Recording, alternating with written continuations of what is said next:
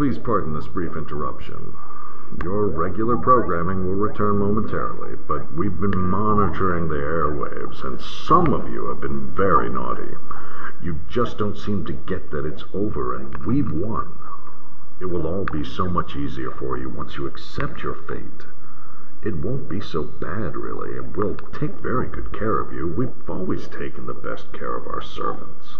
You'll have plenty to eat, a dry, warm place to sleep, and clean uniforms to wear. We'll even instruct your children in the ways of the world, but you really must stop your rabble-rousing now. It will only serve to delay the inevitable. Of course, Father asked me not to do this. He's so insecure for such a powerful man. I, on the other hand, am supremely confident that any challenge to our rule is no longer possible. After all, an unknown adversary cannot be defeated, and very few people have even heard of us, much less do they understand us. Anyway, I prefer not to think of our relationship as an adversarial one. I rather believe we were preordained to care for one another. Yes, it's a much more romantic ideal when put that way. Of course, there isn't room for everyone, and to the extent that help is needed, advances in technology are annually dwindling the necessary numbers. So the way I see it, the sooner we complete the transition, the better for everyone involved. Don't you agree? Now, fortunately, we do have provisions for the problem of superfluous workers. Well, actually, nature provided the solution. We have merely improved upon nature. War and disease are as old as man, and when placed under proper controls, instead of permitted to run amok, there are a pair of very effective tools for selectively thinning the herd, as it were. We mastered the art of warfare as a means to our ambitions long ago. It's only relatively recently that we were able to couple it with the science of virology to more subtly and perhaps eventually more effectively target specific populations for elimination. Cutting the fat, ridding ourselves of the excess. Certainly we possess other methods of population reduction, but war and disease are, respectively, an old favorite and a new toy.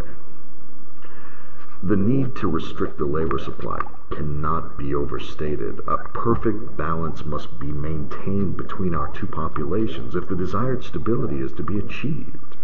Since we are numerically few, if magnificently powerful, we cannot abide a surplus of empty heads with hungry mouths and grasping hands, wandering about with nothing to do but disrupt our utopia. No, everyone must die sometime. It is far better that one's death serve the greater good of paving the way for our earthly paradise than to waste one's life in selfish pursuits that only frustrate our timetable. That's why Marx's vision of communism was so perfect for our plan. It was pure genius of our forebears to commission him to write it. Of course, Engels was instrumental in the manifesto's formulation, but Marx provided the essential rhetoric and bombast to sell the scheme. It's amazing how few people ever conceived of our involvement in its development and promotion. I mean, it all seems so embarrassingly obvious to all of us. After all, the introduction of the document idealizes the relationship between feudal lords and serfs. I burst out laughing the first time I read it, yet it nearly succeeded in inspiring a global uprising of the working class against the middle class. The conspicuous absence from Marx's masterpiece of inflammatory railings aimed at us seemed lost on the masses. No less was expected. Today, the label of communism is no longer useful to us. Most of the world have already adopted the 10 planks of communism, and it's no longer of any consequence but what name it currently goes. The purpose was to exterminate the middle class. Whether by reams of red tape, oceans of red ink, or rivers of red blood was of no real matter to us. Once we permanently rid ourselves of this gap between us, then we can return to the natural order of things. We will be perpetually joined as originally intended, master and slave, bound together by a mutual sense of responsibility for one another. You know the truth of it. You don't really yearn for freedom. What use is freedom to the poor? Freedom to do what? Starve? Freedom is an absurdity for a man without resources, and a redundancy to the man of true means. No, your primal yearning is for the paternalistic security we can offer you. Come now, go back to sleep.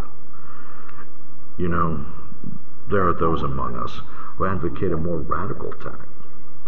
They propose that we aggressively pursue the technology that would make all human labor obsolete. I try to remind them that machines cannot build, repair, and program themselves.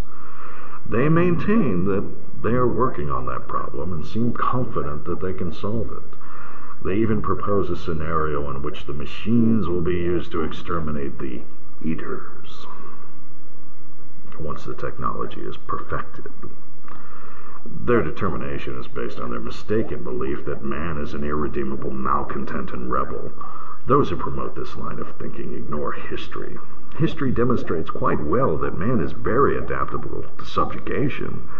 And besides, replacing human servants with subservient robots would take all of the fun out of the system, even if it weren't completely absurd.